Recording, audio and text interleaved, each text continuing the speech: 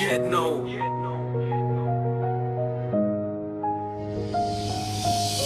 Byl jsem ještě dítě věku 8 let, když četl jsem oznámení, že opustil si svět. Byl to dopis nemocnice, doporučené psaní, stálo v něm, že odešel si minut pár popolední.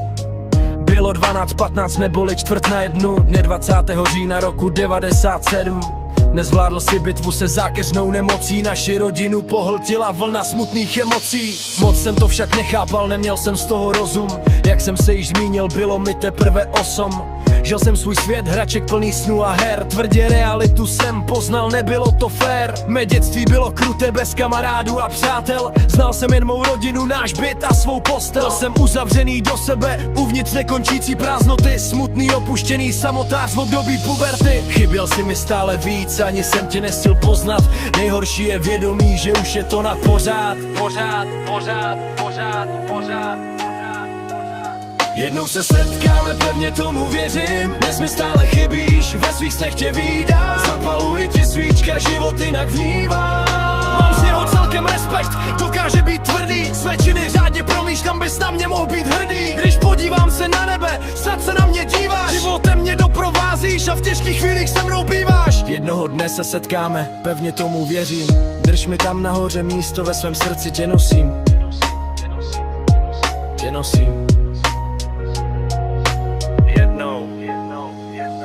Jednou se setkáme, pevně tomu věřím. Dnes mi stále chybíš, ve svých snech tě vídám. Zapaluji ti svíčka, život jinak vnívám.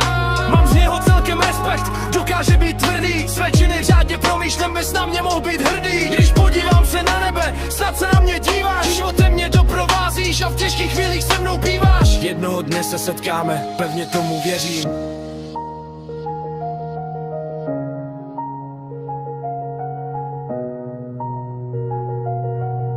Drž mi tam nahoře místo, ve svém srdci tě nosím.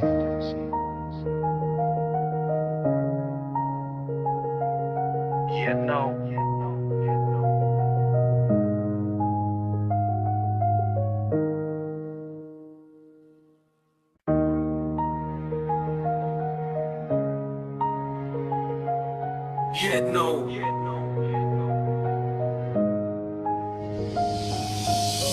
Byl jsem ještě dítě věku 8 let, když četl jsem oznámení, že opustil si svět. Byl to dopis nemocnice, doporučené psaní, stálo v něm, že odešel si minut pár popolední. Bylo 12:15 neboli 12:45, dne 20. října roku 97. Nezvládl si bitvu se zákeřnou